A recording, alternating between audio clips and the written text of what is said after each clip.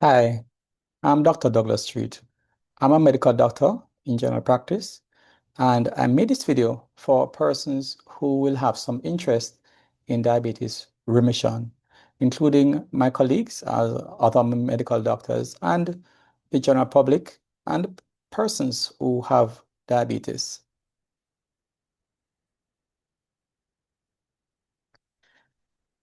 Now, what is diabetes, first of all?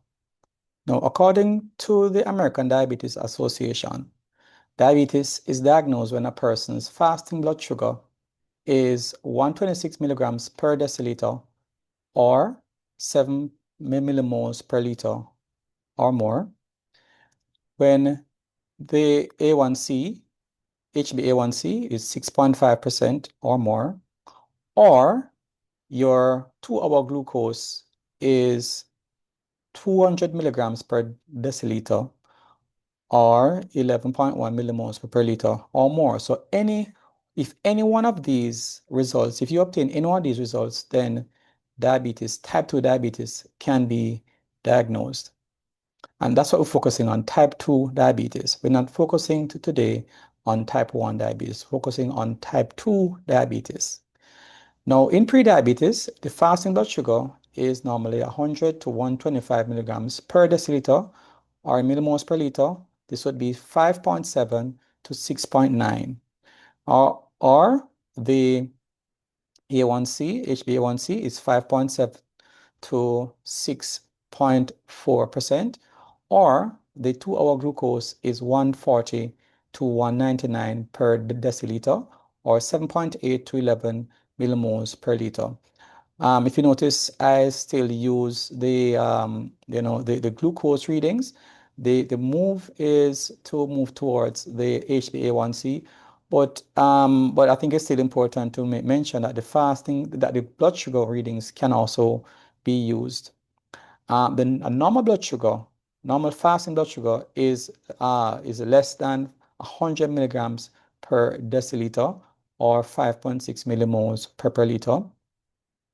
And the HbA1c is less than 5.7%, and the 2-hour glucose is less than 140 milligrams per deciliter.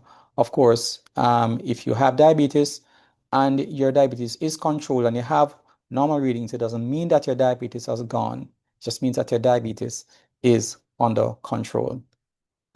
Now, I want to look at this topic of diabetes remission and the fact that this is something which is achievable for quite a number of diabetics. In terms of how many will achieve this, it varies, depends on the person's individual situation. But it is something that it's reasonable for us to work towards, both in terms of physicians and patients, and of course, those who are supporting those persons with that condition. Now, according to the American Diabetes Association, diabetes is in remission in a person with diabetes when their HbA1c is less than 6.5% for at least 3 months, and this is off medication. Now, how can diabetes remission be achieved? This can be achieved through diet and lifestyle. It can also be achieved through weight loss, by whatever means, and it's usually between 5 to 15%. It can even be more than that. And bariatric surgery can also help a person to achieve diabetes remission. The best time to try to work towards diabetes remission is when a person has been recently diagnosed. And what they found is that when you have a diagnosis which is less than 5 years, then you're in a good position to work towards diabetes remission. The longer you have diabetes, the more difficult it is to achieve remission. But you do have persons who have had it for many years, even more than that, 10, 15, 20 years, who have been able to achieve remission. So not because you have had diabetes a long time, doesn't mean that you can't try to work towards diabetes remission. Why would you want to work towards diabetes remission? Because you can get your blood sugar control without remission. Medications can actually bring your diabetes under control, and there are some reasons why you might find this attractive. Of course, you'll be taking less medications, or no medications at all, you're likely to be less susceptible to getting complications of diabetes, such as blindness, kidney failure, and so on. You do have lower cost. Your treatment is oftentimes lower cost. You do experience a better quality of life because the measures that you're going to be taking to achieve remission will help you to experience better health, and you have a feeling of accomplishment. So this is something that is something that you really want to pursue. I just want to give a little experience with diabetes remission. Some time ago, I saw a patient, in emergency room, and his blood sugar was over 400 milligrams per deciliter. And he was having the classical symptoms of diabetes, excessive urination and thirst and so on. And the sugar was very high. Now, I advise him that if he wants to work on his diabetes, you can get his blood sugar back down to normal off medications. And I told him some of the things that he could do. I did put him on medication at the other time and asked him to come back to me in 2 weeks' time. When I saw him at that time, his blood sugar was 175 milligrams per deciliter. And incidentally, he had actually stopped his medication even before he came to see me. So when I saw him with that reading, he was off his medications already, and that is within 2 weeks. And then 2 weeks later, I saw him again, and this is 4 weeks after his diagnosis and initiation of treatment. He told me his blood sugar was actually 105. And this is off medication, and just following, the advice I gave him. So he was able to bring his blood sugar back down to normal within 4 weeks, was following the interventions that I mentioned to him. So this is something that is really achievable. It is not a far-fetched idea. It's something that with proper guidance, you can achieve. A patient with diabetes can achieve. Physician can achieve with their patients. So it's something that is really meaningful to work towards. Now, what causes diabetes? Because of course, if you want to solve a problem, it's important to know what is the cause of that problem, and so you can know what to do to solve the problem. Now, the two main contributors to diabetes are genetics and inflammation. Now, of course, the genetics, you inherit your tendency to become diabetic from your parents, and inflammation is actually one of the major contributing factors to inflammation, to diabetes. We'll explain that a little bit further. Other factors that contribute to development of diabetes include stress and also certain medications. Some of the ones that are well known with steroids and even the statins, which are used to treat high cholesterol. And it's important to know that statins can predispose you to getting diabetes, because some persons, you may be treating your cholesterol and then you may develop diabetes as a result of that. Now, genetics is a non-modifiable risk factor, because you can change your genes really. But inflammation is definitely a modifiable risk factor. Now, what is inflammation? Inflammation is a reaction of your immune system. Our immune system reacts to different things. For example, you can have acute inflammation, which is short term, which may result from you getting an infection, like a cold or pneumonia or things like that. And normally you get things like headache, fever, joint pains, loss of appetite, and so on. This is what we call acute inflammation. Then you have chronic inflammation, which is a more ongoing type of inflammation going on for more than 6 weeks thereabouts. Then you have what we call systemic inflammation. You have localized and you have systemic. Localized inflammation would be inflammation at a particular area. Again, if you should get an infection of your skin or of your leg, that is a localized issue. But then you have systemic inflammation, which is all over your body. And then you have a low-grade inflammation, which is inflammation that is going on under the radar, so to speak. You may not really notice it, and that is going on, but it is actually, causing issues in the body. So diabetes is usually caused by low-grade chronic systemic inflammation. And this is a modifiable risk factor. There are things that you can do to reduce this inflammation and can allow you to overcome or to put diabetes into remission, and that is why it can actually work. Now, I'll explain to you some more information about how diabetes is caused by inflammation.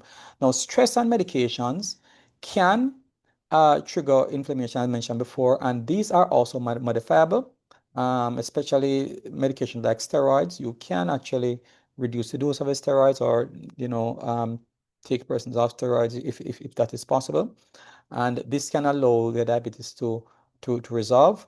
Um, and one of the important things about recognizing these factors as contributing to diabetes is because other diseases may result from this inflammation, such as hypertension, high cholesterol, arthritis, things like anxiety, depression.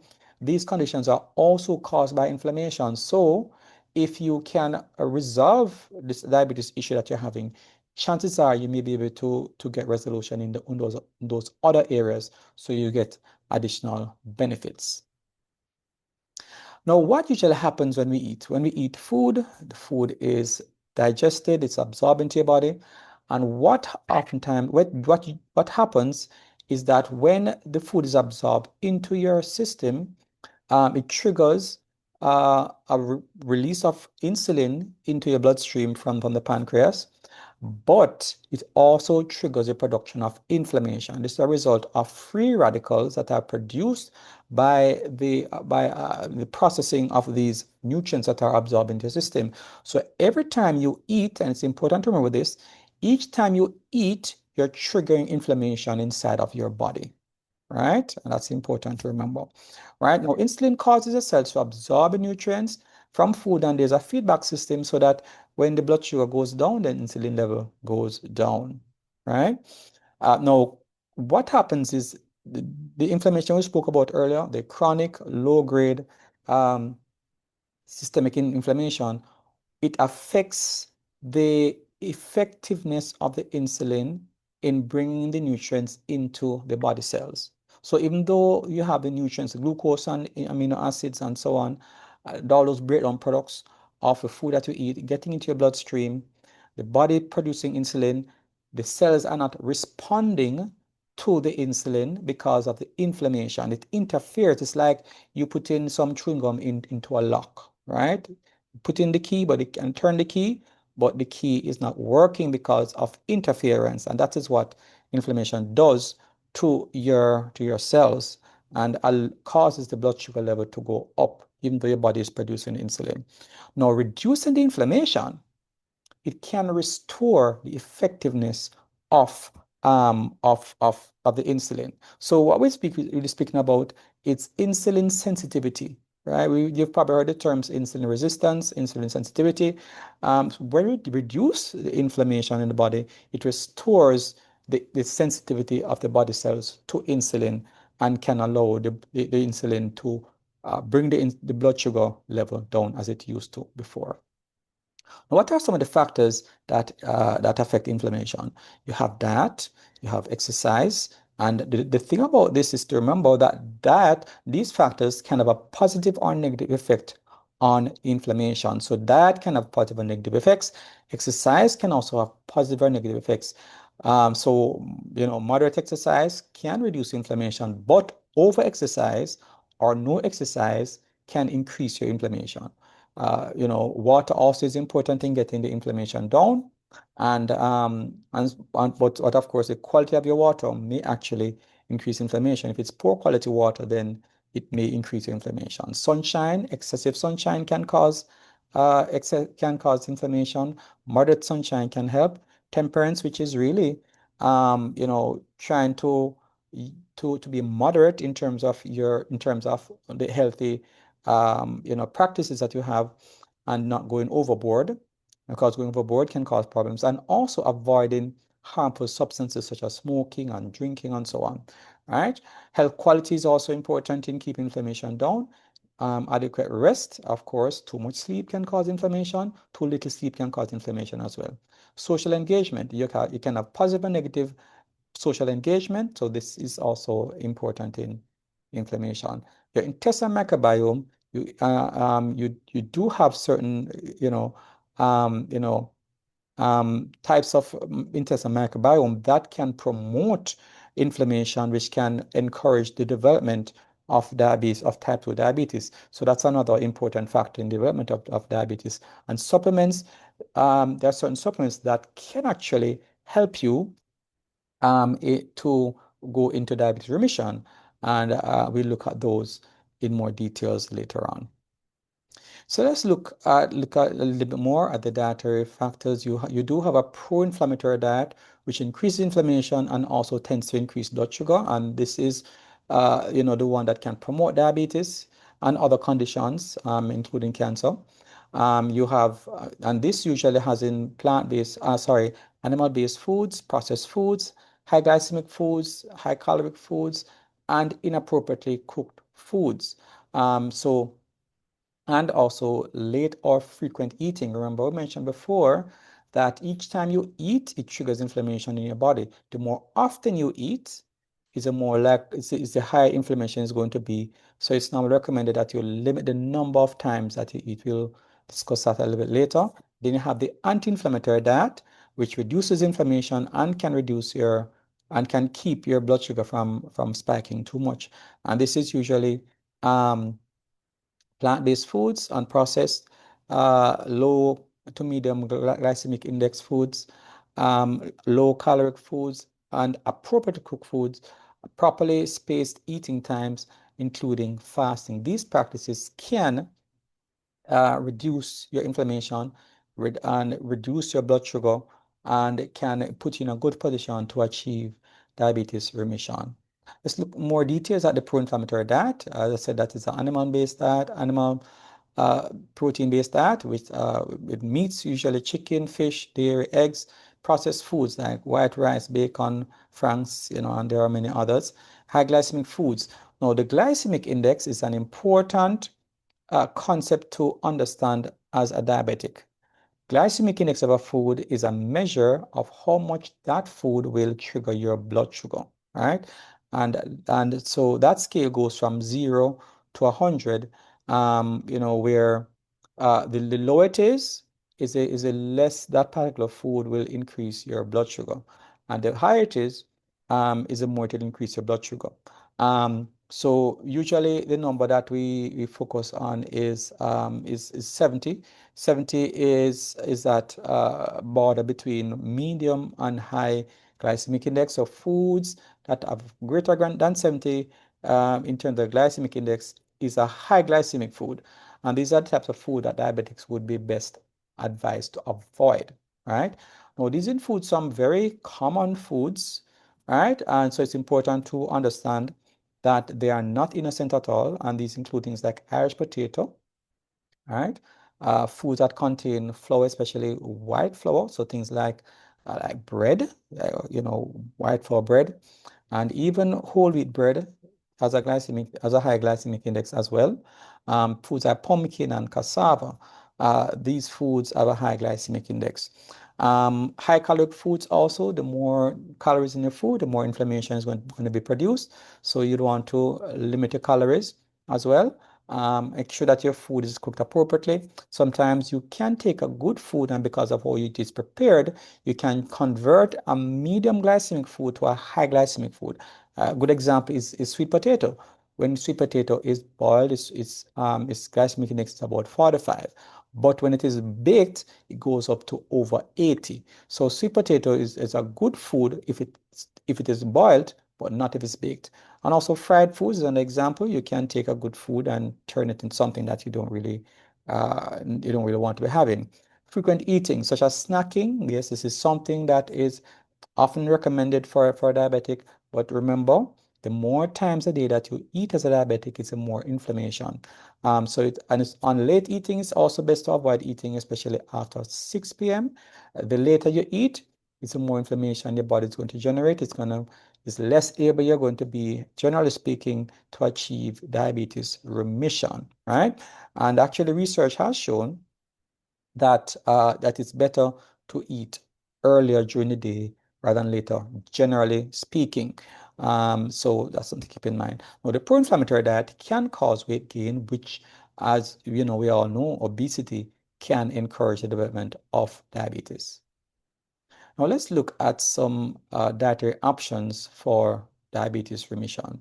Let's first look at the anti-inflammatory diet. I said this is a plant-based diet, and these include things like, so you're getting your proteins from a plant-based source. So we talk about things like peas and beans, nuts and seeds, fruits and vegetables, right? These should be included in your diet, in the anti-inflammatory diet. But of course, you know, fruits and vegetables should be in any kind of diet you're having, well, most diets, um, but it's really the protein sources that really focus on. And the reason why, you know, this diet is some of the reasons why this diet is so effective is because of the fiber content. Fiber actually helps to keep your blood sugar down and promote a healthy gut, which is important in diabetes remission.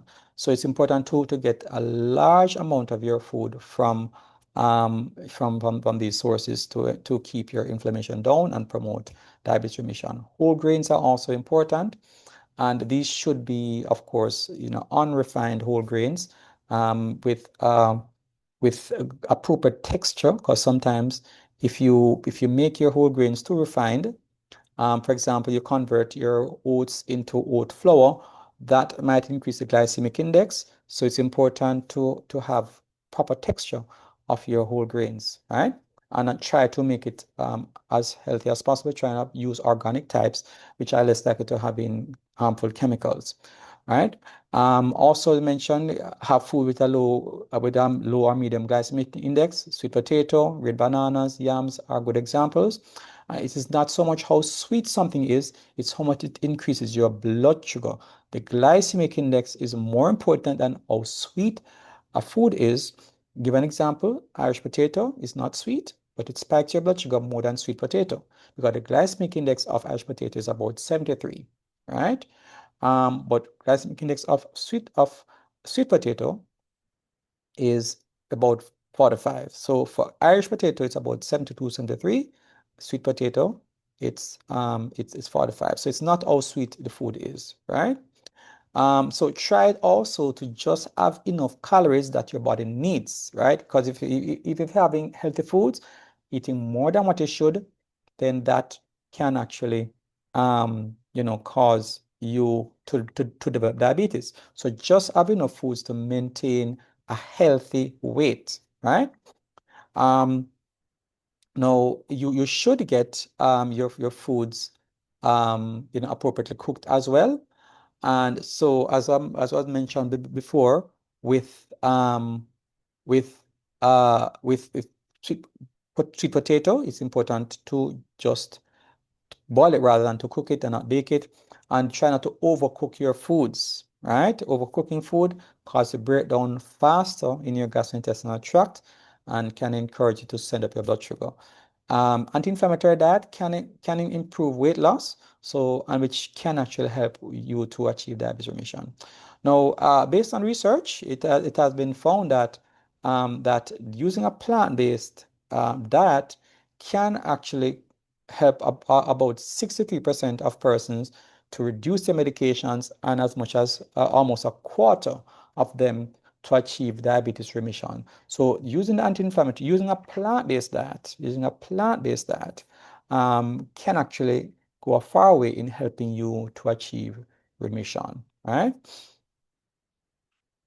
Now you also have the keto diet, and the keto diet, otherwise, you know, the proper name is a ketogenic diet, and what it does, it promotes the development of ketones in your body, and this diet has actually been shown to help you to achieve diabetes remission as well.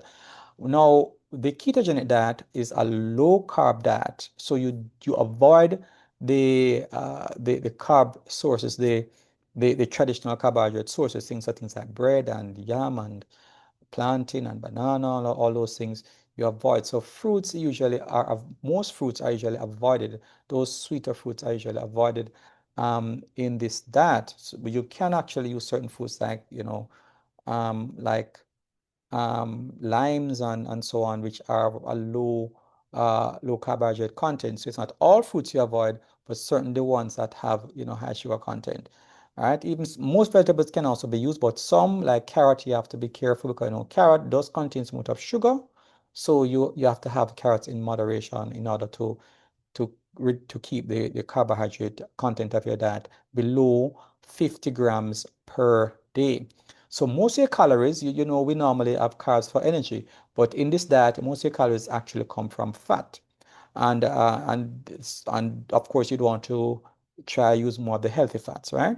So these include things like avocado, seeds, nuts, coconut, oils also can be used, fatty fish, and between 70 to 80% of your calories will be coming from fat in the ketogenic diet. And of course, 20% of your diet, of your calories should come from proteins as well, right? Now, this diet is not, it's not a plant-based diet. You can include or I should say it's not necessarily a plant-based diet because you do have plant-based variations of this diet, but in the traditional ketogenic diet, plant and animal-based foods are not excluded. So you make sure you have the whole food. So try not to have any processed foods. So things like bacon and franks are not included in this diet. It should be whole food. So if you're gonna have beef, it is whole beef and not a processed form of beef. You should include your vegetables. It can include eggs, dairy, nuts and seeds as well, because these are whole foods. Now there are some concerns about the ketogenic diet. It can cause you to lose excessive water and electrolytes, especially when you just start using it. So it's important to make sure that you're getting adequate amount of these water and electrolytes to ensure that your body doesn't lose too much. It also, research has actually shown that it may also reduce your life expectancy, and and it can actually it may increase the risk of certain types of cancers. So the ketogenic diet, it can be used to achieve diabetes remission, but you may want to use it more on a short-term basis in order to limit the long-term negative effects, right? Research has shown that it's very effective. One study showed that the HbA1c reduction can be as much as from 8.9 to 5.6 in 90 days. It showed in the group of persons who were tested, it actually showed an average reduction of quite a bit. So you can see that it's very effective, and it can also help you to achieve weight loss, which is important in diabetes remission as well. That particular study showed 15% weight loss after 8 weeks. And now, one of the good things about this diet as well is that it can also help to reduce your blood pressure. And within a fairly short time, within a week or two, you can get a person with a high blood pressure, the blood pressure actually normalizing. So the keto diet has many benefits, but as I said, there are some concerns about it. Then you have the low calorie diet, which is another very effective way of achieving diabetes remission, right? Now, a low calorie diet is a dietary plan where the calories, the calorie intake for the day is between 600 to 1800. So this is what has been used in different studies, right? The direct trial used 800 calories, and of course, this was in the form of a meal replacement, right? So it was a short-term measure in order to achieve diabetes remission. And 36% of persons actually achieved remission in that trial with and actually for those persons who lost at least 15 kilograms during that study, where 86% of those persons actually achieve remission. So you can see this is a very effective way. The low calorie diet is a very effective way of achieving diabetes remission, especially if you also achieve weight loss. But of course, this is a temporary approach. Usually what you do after the person's achieve remission, you transition them to a more sustainable diet. The diet one study, which you also use a low calorie diet over a 6-week period, and this was used for persons who had a less than 3-year diagnosis with a 12-week follow-up, and 61% of persons that achieve diabetes remission in this group versus 12% of the controls. And they also showed improvements in blood pressure and their lipid control as well. So this is another very effective way of achieving diabetes remission. Right? The only thing is that you'd have to learn about, how to calculate your calories. So it's a bit more technical of an approach, but it's something that can work for, well-motivated persons. Then you have intermittent fasting. This is another way that has been found to achieve diabetes remission. And of course, there are different types of diabetes remission. So different types of intermittent fasting. You have the 5-2 method, you have the eat stop method, and you have the time restricted method. Some persons don't really see time restricted eating as a form of diabetes remission, sorry, of intermittent fasting, but some do, right? Now, the 5-2 method is the one that is most recognized. And in this particular approach, what you do is for 5 days of the week, you have a pretty much normal diet. And then for 2 days, 2 non-consecutive days, you have a low calorie intake. So on those days, you have 500 calories or less. Now, this could be having vegetables and water, for example. So no fruits, just vegetables and water, or just water alone on those days. Um, so it could be like maybe a Sunday and a Wednesday, just for example, right? So that is something that actually works pretty well as well. Now, one study that was done, which was done over a 3-month period with a 3-month follow-up, uh, the intermittent fasting was shown to bring about as much as a 47% remission. And even after a year, the persons were found to maintain the diabetes remission. So 44% of persons able to maintain their remission or while following this diet. And they also achieved a lower weight. So there was an average of 6 kilograms yeah, the average of 6 kilograms weight loss. And the persons also had a reduced cost of their diabetes treatment. So, of their healthcare costs. So it is something that is very good to think about because it is very effective. Now I want to just focus some more attention on the anti-inflammatory diet and lifestyle, because you could say this one probably has been around the longest. Now, with the anti-inflammatory diet and lifestyle, carbohydrates, are actually used, and it's about 25% of your diet, about quarter of your diet. And some persons, they may actually include fruits as part of this. Some persons see it as a separate part. And you should use whole grains as your carbohydrate source. As I mentioned before, these should be unrefined grains. These include grains like corn, barley, quinoa, brown rice, rye, and spelt. Now, these are usually the healthier, whole grains to have. Now, there are some persons who recommend that you avoid grains for different reasons. But the thing about avoiding grains is that there are many beneficial, effects of grains on your body. It provides, of course, a fiber. It can also provide certain essential oils that are anti-inflammatory in nature. So you don't really want to be avoiding these, but what you want to do is have the ones that are organic, which have less chemical content, because that is one of the issues with these grains. Sometimes they do have chemicals in them, like pesticides and so on. So try and go for the ones that are organic so that you avoid that or limit that possibility. Also go for the low glycemic ones, and this is not just in choosing the source, but also in how you actually prepare it. That is also important.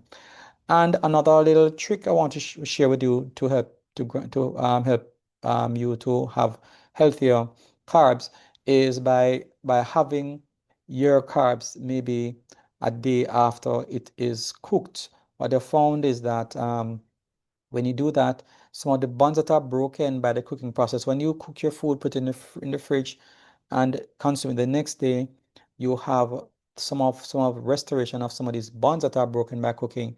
So that makes it harder for the food to break down and it's absorbed more slowly into your system. And you do have a great amount of what we call resistant starch in those foods, which are important, food for the intestinal bacteria. And of course, I mentioned before, the fiber that is in these foods, they serve as food for the bacteria, the healthy bacteria in your intestines, which can help to promote the beneficial bacteria, which can reduce the inflammation and also the manifestations of this, um, including the development of other conditions. So carbohydrates is something that we should be having when you are on this particular diet. Also, proteins are important part of the diet. Proteins make up your building blocks of the body, muscles, and so on, and the enzymes. And about a quarter of the diet should be, or it could be less. Some persons can have less proteins than that, but that's usually the recommended amount, 25%. And this should work out to about 0.75 grams per kilogram of body weight, and for females about 45 grams and 55 for males. Now, some persons may recommend a higher amount than this, but the thing about proteins that they can put some burden on your kidneys. So even though there may be benefits, there may be shortcomings as well. Proteins can also encourage cancers and so on. So you don't want to be having too much proteins in your body, because you may benefit in one way, but you may lose another way. So try not to have more proteins than your body actually needs, to ensure that you avoid these possibilities. Of course, you also want to having more plant-based proteins. Plant-based proteins tend to have more fiber, right? And antioxidants as well. And this is and essential oils. So you want to be having more plant-based proteins, peas and beans, nuts and seeds. But one of the challenges with plant-based proteins is that they tend not to be complete proteins. So you tend to have to combine them. So what you generally do is that you have peas and beans, which provide one set, and then you have the nuts and seeds will provide the other set. There are some complete protein sources in the plant-based proteins, and these include things like soy and buckwheat and so on. And and even if you have peas and rice, you do get all the essential amino acids, which are the building blocks of the proteins. So you don't necessarily have to combine the nuts, but the nuts have other important components that are beneficial for a diabetic. So they're important part of a diabetic diet once they are healthy. Try to go for the healthier nuts, and you should have your nuts raw, right? Try avoid having baked or roasted nuts. When nuts are heated, they tend to produce harmful substances which are not good for a diabetic. So try and have your nuts raw, and trying to limit as much as possible and your animal-based sources, because these tend to promote inflammation inside of your body, especially because of the lack of fiber, which is important for your gut bacteria. Animal-based proteins, as you know, tend to promote harmful harmful effects like cancer production and so on. So we should limit our animal-based proteins. Fruits also, are an important part. Some authorities may combine the carbs with the fruits in terms of the amount that you should have. And this is something that would be probably a good idea for a person with diabetes, to limit your sugar intake. But you should be having no more than about 20% of your diet of fruits. And but it of course depends on the sugar content. Some fruits, as said, have a low sugar content, and so therefore there's not much limit on those, like limes, lemons, and so on, right? So recommended amount usually for protein, for fruits rather, it should be about 2 cups with breakfast. I normally recommend you have breakfast with your fruits and not so much your lunch because your body is better able to process foods with sugar in the morning. Also, try and get your fruits fresh as possible, fresh as possible, brightly colored, and get a variety. The more variety you have, the more variety of antioxidants that you get, which are beneficial for your body. You can blend your fruits, but don't strain your fruits. In other words, don't have fruit juice, right? Fruit juice is not really healthy. It's better to have blended fruit than fruit juice because the fiber has been taken out, which is what is supposed to control the spike in your blood sugar when you eat it. If you take out the fiber, you're going to miss out on that, and also your gut bacteria are not going to benefit from the fiber, which is which is normally a part of the fruit. Your fruits can be dried. Prunes and dates, are, even though they are sweet, the glycemic index tend to be on the lower end. So prunes and dates can be a part of a healthy diabetic diet. And as I try to choose the foods that are have low in blood sugar. So for example, if you're choosing your pineapple, go for one that is low sugar content.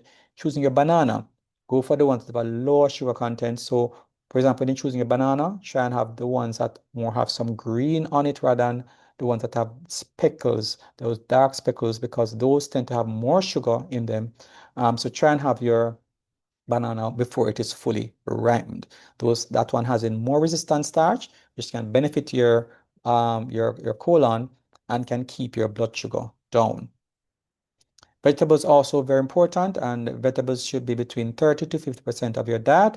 Vegetables usually are low in sugar content, high in fiber, which is important in when you're a diabetic. And try to have your vegetables as one of the first things that you have when you're eating. When you have your vegetables first, it tends to reduce the sugar absorption from the rest of your meal. So when you're eating as a diabetic, you have your vegetables early. One of the first things you have is your vegetables, right? And I said, I normally recommend that you have your vegetables with your lunch, with your second meal, because low sugar content. You should have your vegetables raw as much as possible, brightly colored, and have a variety. You can cook some of your vegetables, but try and have some raw, at least some, for example, broccoli, tomato. You do find that there are some nutrients that are better released from it when they are cooked, and some better released when they are raw. So you should have a combination of cooked and raw, of those vegetables. But generally speaking, it's best to get your fruits raw. So like your carrots, your lettuce, and so on. These should be consumed raw. You can blend, but again, it's best to avoid straining them because you don't want to reduce your fiber content. Right? Now, fiber is a very, very important part of a diabetic diet. Um, which we'll speak about it a little bit more later on. Fats are also an important part of a diabetic diet, but you should have small amounts and it should be plant-based, which are usually, in oil form. It's best to you can get your oil, you can use your oil, by itself, or it can be part of the food. For example, avocado is high in healthy oils, monounsaturated fat. So and that's the type of fat you want to be having as a diabetic, monounsaturated fat. And that is the one that has the most benefits. So try and get as much of your fat of that type. Avoid cooking your oil. So when you're cooking, if you're using oil, try and add the oil after you finish cooking or to your plate, right? And it's best to use those healthy oils with monounsaturated fat like avocado, almonds, olive, and canola oil. As I said, try to avoid cooking your oil, but of course, start off with the oil being healthy. So get your oil in virgin or extra virgin form, because heating your oil can cause the structure to change to one that is unhealthy, right? So best to have your oil raw and have it as a food rather than to prepare your food, right? So frying should really be avoided as much as possible, especially as a diabetic, because heating the oil can produce harmful substances. Now, if you should have these healthy oils as part of your meal, especially again, the early part of your meal, it can help to contain your blood sugar spike. So when you're as a diabetic that is eating, try and have healthy oils as a part of your meal, avocado, nuts, and so on, because it helps to control your blood sugar. Very important to remember. Now, meal frequency, as I mentioned before, the more often you eat, the more inflammation your body produces. And research has found that having 1 or 2 meals per day in the earlier part of the day is superior to having 5 meals per day. That has been shown by research, right? So, if you want to achieve remission, have less meals per day and have it earlier so that the evening time and nighttime can be better utilized in healing your body from this diabetes. Breakfast should be your main meal, and when you have 2 meals a day, you should be spacing those meals between 4 to 5 hours, right? There's also time restricted eating, and that type of eating, what you do is you have your meals within a window period, a narrow window period. What has been found is that the narrower the window period in which you eat, is better for you, less inflammation. So, for example, rather than having an 8 hour window or 12 hour window, it's best to go for a 6 hour window. A person who has their meal over a 6 hour window is in a better position to achieve diabetes remission than persons who eat over 8 hour window. So, in other words, you have your breakfast at, let us say, 7 or 8 o'clock in the morning, and then you have your second meal, which is your last meal, by 2 o'clock, right? Now, you may need to get your body used to eating that way. If you're normally a person that eat any time of the day, you may not be able to jump into this practice. So you may want to gradually reduce the window period of which you eat so as to allow your body to get used to it. So you move more, to a 12 hour window, then an 8 hour window, and you gradually move down to a 6 as well, as much as you can tolerate, right? Also, you want to cook your meals properly and not limit certain things you don't want to really bake. So like the sweet potato, but of course, like your grains, like, certain types of flour, you can bake those, right? Um, you can also, it's also better for you to use certain methods of cooking, like um, having your certain foods raw when you can have them raw. And because cooking actually breaks down the bonds between your food, so it makes it easier to absorb.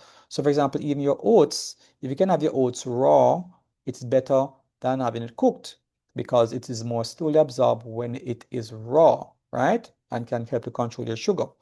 You can also practice steaming or boiling where appropriate, rather than things like baking, barbecue, broiling.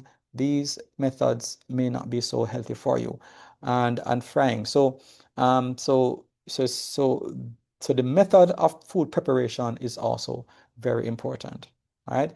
Exercise is another important thing for a diabetic, and and it has been shown to help prevent diabetes and help to improve blood sugar control and can help in you achieving diabetes remission. What research has found is that evening time is the best time to exercise. And the post-meal exercise can actually help to reduce your blood sugar as well, right? So as a diabetic, the evening time, research has shown that the evening time is the best time to exercise, right? Um, the exercise can be between 20 minutes to 60 minutes, depending on the intensity. More intense exercise, shorter time, less intense exercise, longer time, right? Also, if your exercise frequency between 3 to 6 times, more intense exercise can do over 3 days a week, less intense exercise, 5 to 6 times a week. The amount of exercise you do per week, it's about 150 minutes, depending on the intensity, as mentioned before. All right. There are different types of exercise. There is aerobic, there is resistance, there is the high intensity interval training, which is a method where you alter the intensity of your exercise. So let us say that you're going to be doing, walking, and you're using high intensity interval training, what you do is you may walk for a few minutes and then you increase the pace until you're into a fast run. Then you slow down back to a walk. So you can do that about every 3 minutes. You change the pace that you're going over during the time when you're doing it, and that has been very effective in helping you to achieve remission. But you should not overexercise. Overexercise increases inflammation and it's counterproductive. Group-based exercise may be more beneficial because what they've found is that exercise that is more fun is more effective. So, for example, tennis, which is a very fun exercise, can give you more benefit than even running, right?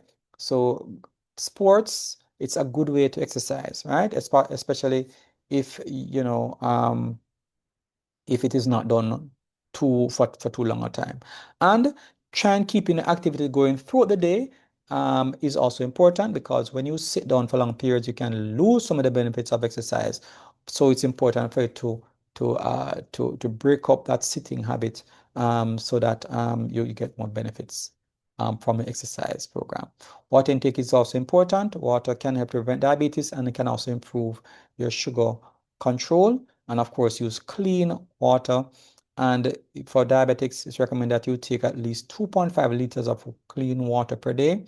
And the water should be warm or room temperature. Cold water is not really recommended, right?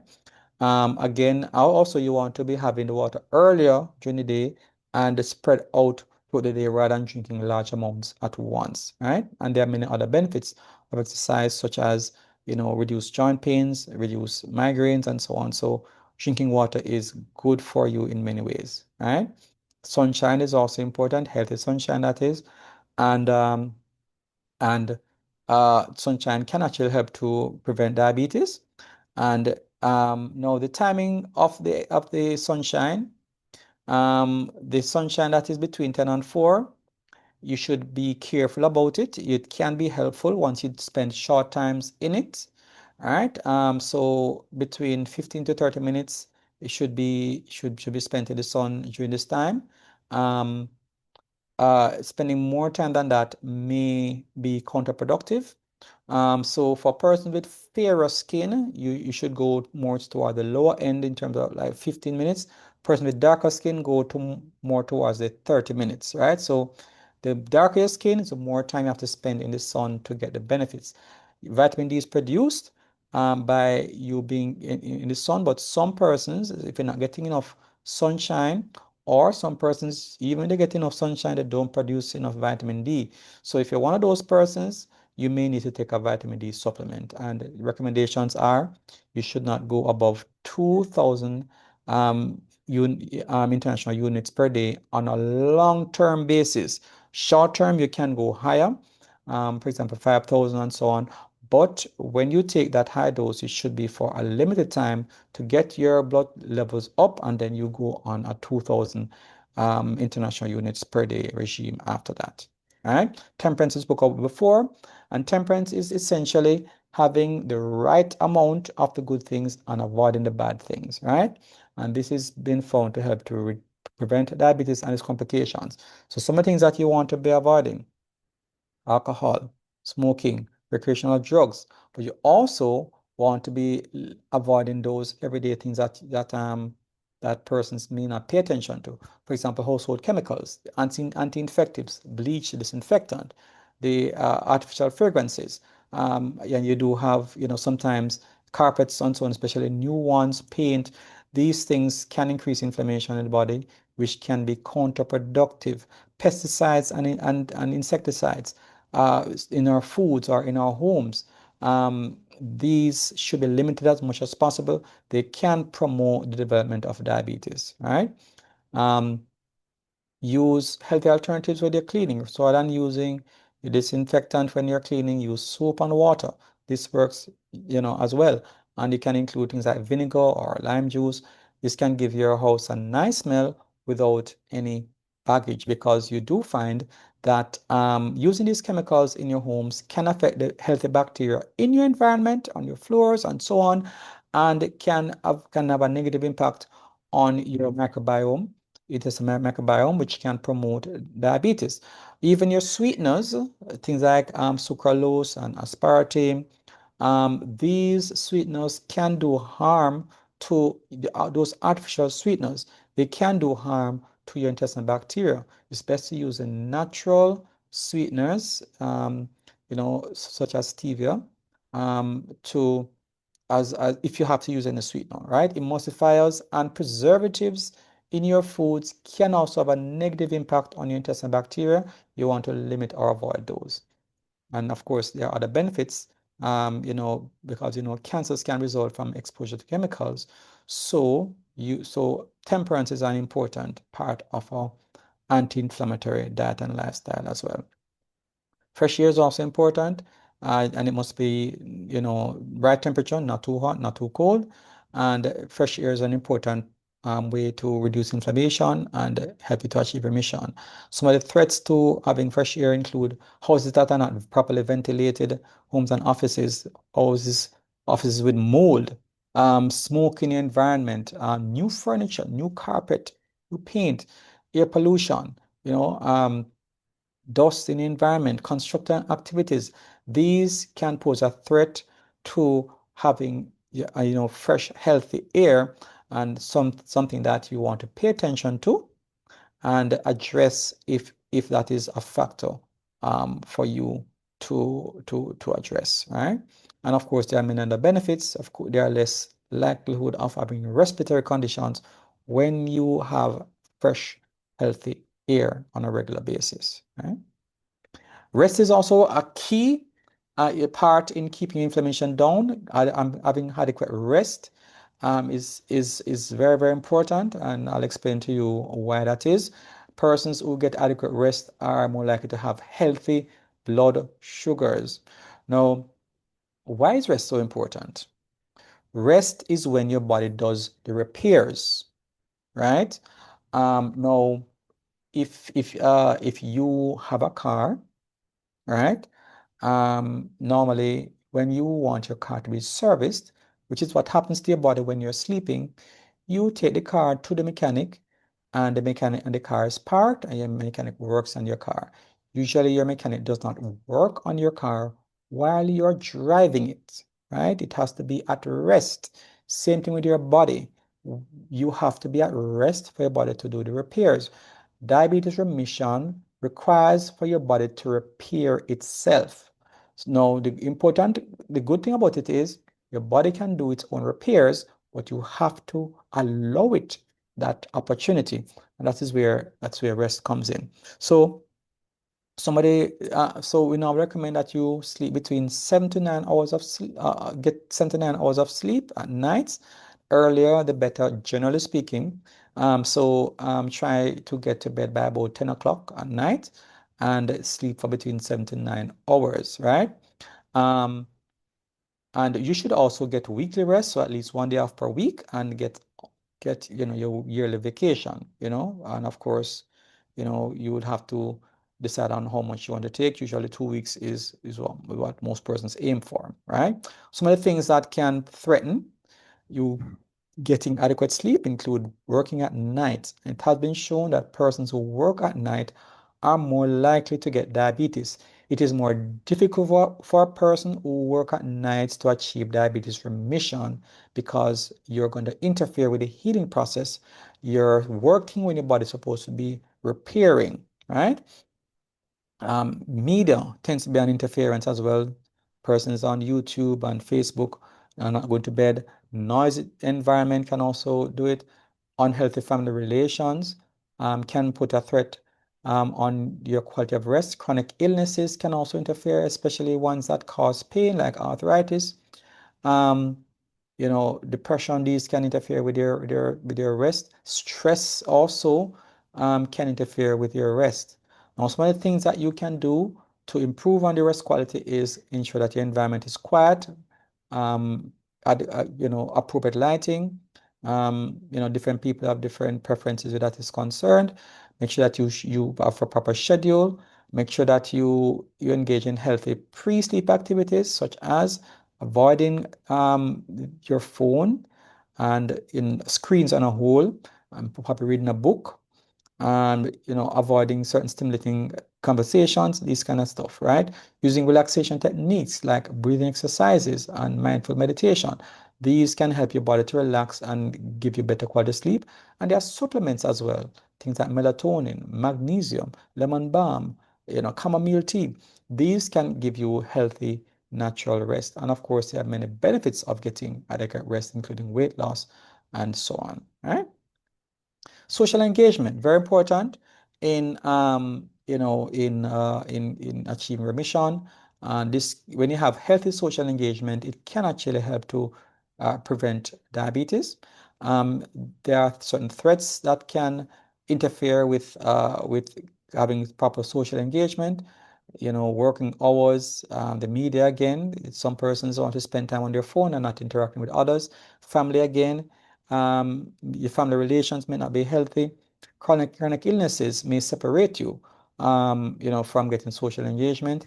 Even such a thing, even something like, poor dental health, can limit somebody, having proper social engagement. Feeling stress may want you to withdraw, and not get healthy social engagement.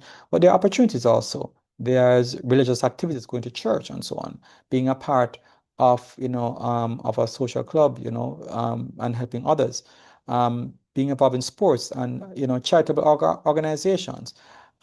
These can help you to reach out to person, because what has been found is that persons who are involved in healthy charitable activities, reaching out and helping persons, this can actually reduce inflammation in the body and can promote diabetes remission. So, and again, there are many other benefits such as better mental health as well. And you also want to practice gratitude, even being thankful about your situation, can actually reduce inflammation, reduce your stress level, and can promote diabetes remission. Right? Stress reduction, very, very important. Stress is an important factor in diabetes remission. And of course, there are certain threats, some of the same things, work, media, family, chronic illnesses. These can increase your stress level. But there are certain things you can do to reduce your stress, such as proper planning, avoiding certain stressful situations. This can help to prevent you from getting into stressful situations. Uh, being prepared for whatever difficult situations you're going into, gives you more control. Having a healthy spiritual life, reading your Bible, praying, and helping others. This can reduce your stress level. Limiting social media, Facebook, and so on. And having a healthy diet and lifestyle, getting exercise and eating properly. This can also reduce your stress level as well, believe it or not. Right? And if you are in a stressful situation, there are certain things you can do to reduce the impact that this stress has on you. And these include relaxation techniques, which we mentioned before, mindfulness meditation, being grateful, helping other persons, having healthy social connections, having healthy fun, such as, playing with your family, playing with your friends, constructive activities, even helping on the house and so on, sweeping the yard. These are helpful, and getting professional help when it is necessary. These are important interventions in reducing your stress. And another very important area to focus on is the intestinal microbiota, right? Now, as we mentioned before, um, the type of intestinal microbiota that you have, can actually promote diabetes remission or can promote diabetes development. So it's important to pay attention to intestinal bacteria. Make sure that your diet and lifestyle is one that will promote diabetes remission. Um, Now, what has been found is that the microbiota that tends to produce obesity is tends to be one that produces diabetes as well. They tend to go hand in hand, a very dangerous duo right there. Um, and there are certain threats, to having a healthy microbiota, such as foods which are low in fiber, foods which are low in antioxidants, foods that are processed, having chemicals that are harmful. These are threats to your intestinal bacteria. Not enough exercise and so on. Of course, certain genetic factors may actually encourage unhealthy bacteria. Stress can also have a negative effect on your intestinal bacteria as well, on medications. Now, I just want to say at this point that when what we're looking at here, this presentation that I'm doing is an overview, and I do have more detailed videos on my channel that look at these things, right? So if you want more information about any of these topics that we're looking at, you can, look at my channel to get more information, even about intestinal bacteria. I have a whole video on that alone, so you can look it up, right? So some of the things you can do to improve on your intestinal bacteria include prebiotics, probiotics, diet, exercise, rest, and spending time in nature. These are very helpful, in having a healthy bacteria going out in the soil and having interaction with the soil, children and adults. This can actually help you to improve on your intestinal bacteria. And of course, there are many other benefits: better mental health, lower risk of other conditions. So it's not just about diabetes remission, it helps in other situations as well. All right. There are also antioxidant supplements that you can use, like turmeric, muscadine grape seed, coenzyme Q10, reishi mushroom, and vitamin D. These reduce inflammation in your body, which is one of the main triggers for diabetes type 2. So it's important to recognize that. Not saying that you have to have these, but they can be a helpful addition to a healthy diet and lifestyle, even to promote diabetes remission. Prebiotics and probiotics help your intestinal bacteria, as mentioned before. And fiber. You can get fiber supplements. So apart from the fiber that you eat in your food, your peas and beans and nuts and seeds, you can also add additional fiber to your diet. This helps to slow down the absorption of food from your intestines and can keep your blood sugar from spiking too high. It's a very strategic way in keeping your blood sugar down by, as I've heard before, flattening that curve, so to speak, right? Flattening the curve, keeping the blood sugar down, right? So some examples include glucomannan and flaxseed, xanthan gum, and there are others, chia seed, and guar gum. There are other types of fiber that can be used. Again, I have a video gives more information about that, about the supplements you can use. Cinnamon powder, especially Ceylon cinnamon, that's been found to be helpful in keeping your blood sugar down as well. Black cumin powder keeps your inflammation down, it's a very helpful addition to healthy diabetes remission, promoting that. Vinegar also, so maybe 1 or 2 tablespoons of vinegar with some water before you start eating, has been shown to keep your blood sugar down as well. So it's a very simple method of keeping your sugar down, either regular vinegar or the apple cider vinegar that can be used as well. All right, so that's a simple intervention. So what should you be doing if you want to, if you're a physician, or you're a person who's diabetic, or you're a family member, what approach should you be doing? Of course, when you're trying to achieve a mission, it's best to get proper guidance from a professional, from the appropriate professional, right? You should get some guidance there, right, to ensure that you're on the right track, right? Because of course, different people respond differently to these interventions, so it's important to have professional help when you're going through that process, right? As I said, the earlier you tackle diabetes mellitus type 2, the better, right? So don't sit down and wait, too long before you decide to tackle it. You need to get information. I said this is more of an introduction, a lot of information here, but there's even more information that you can make yourself avail. You can avail yourself to. Researching online, YouTube, and I said I have other videos which are very helpful, so you can look at those as well. Choose a method that you want to use. We mentioned a few: intermittent fasting, low caloric diet, keto diet, anti-inflammatory diet. So you decide on what approach you want to use. You also would want to be part of a support group that can help you. Having more support when you're trying to achieve remission is very important. And try to limit or avoid offending medication, right? And we spoke about some of them. But of course, there are other medications that are not mentioned here Again, I have a video on that that can give you more information about some of the medications that may affect your intestinal bacteria that may promote development of diabetes, right? So try and limit or avoid or, reduce the dosage that you're using, so that, you may have a better chance of achieving remission, right? So when you're deprescribing medication, what is generally recommended is that you wait until the sugar comes down to about 7 millimoles per liter before you start to reduce the medication. And so you want to start off with medications like insulin, right? So you want to remove the insulin first. Then you have the sulfonylureas, right? You want to also, because they have, unhealthy effects. And also the DPP4 inhibitors like sitagliptin and so on.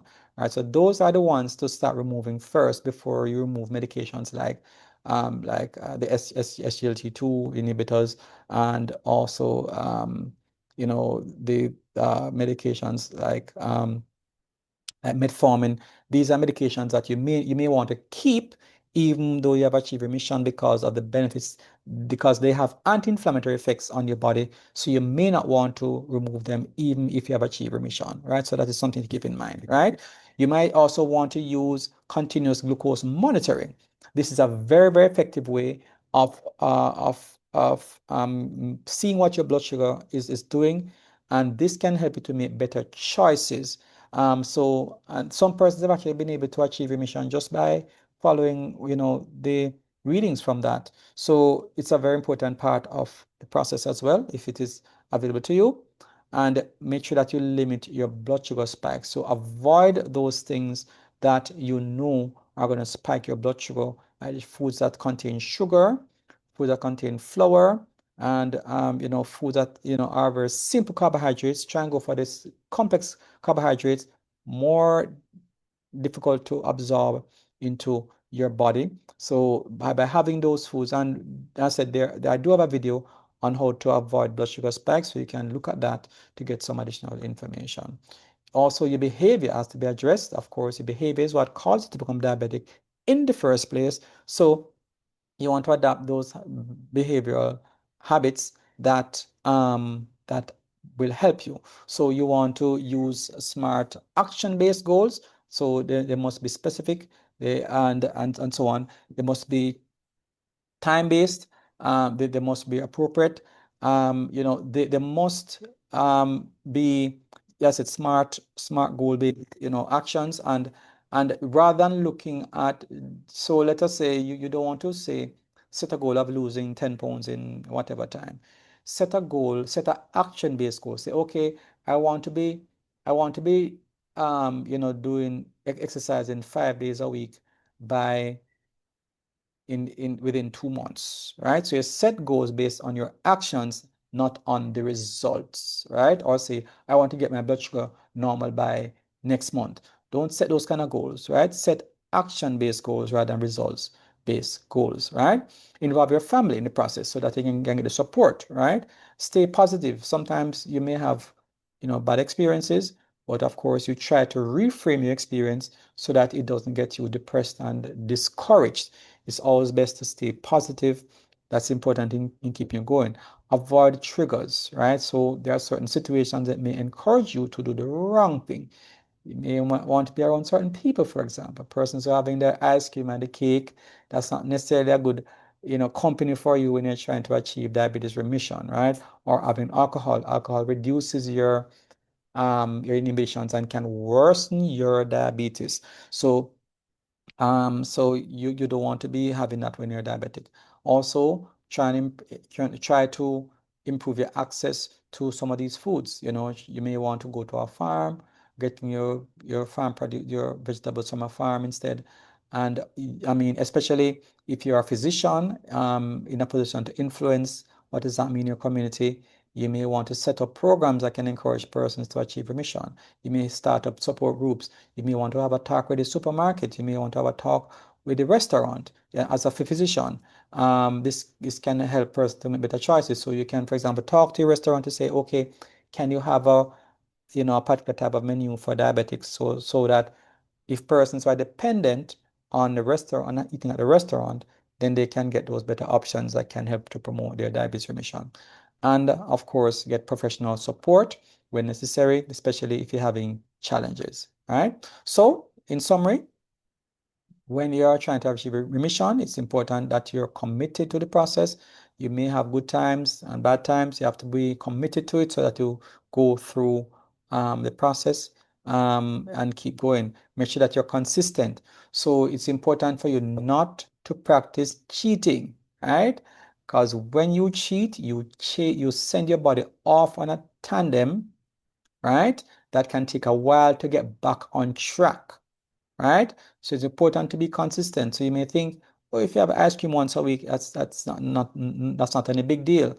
But what happens is that when you do that, you send your body off on a tangent, and which might not come back until a week later. You understand?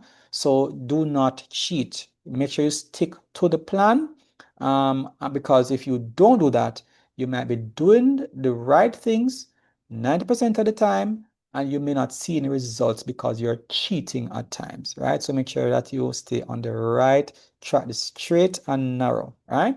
Be patient with yourself. Sometimes make mistakes, but get back on track, right? And make sure you keep learning. New information keeps coming out about this, but make sure that you learn from proper, reliable sources, right? And of course, get help if you need it. Now, it's important to understand, I said, that healing is an important part of this process, right? Now, when you healing is how you achieve diabetes remission, right? And God in His wisdom has put within our bodies the the necessary requirements for you to achieve diabetes remission. But you have to be willing to listen to the proper advice so that you get on track and you stay on track. Because He has promised that if you obey the his guidance and guidance from the appropriate professionals, then you will be able to avoid these illnesses that were even present in the Egyptians, right? So by following what you know to be right, it can get you far away in achieving your health goals. These are my references, and I thank you very much for listening to my presentation. And as I said, I have other videos that you can look at. I can help you. So make sure you make use of those. And I hope that you are successful in either getting your diabetes in remission or in helping your client to achieve remission. Thank you very much. Take care.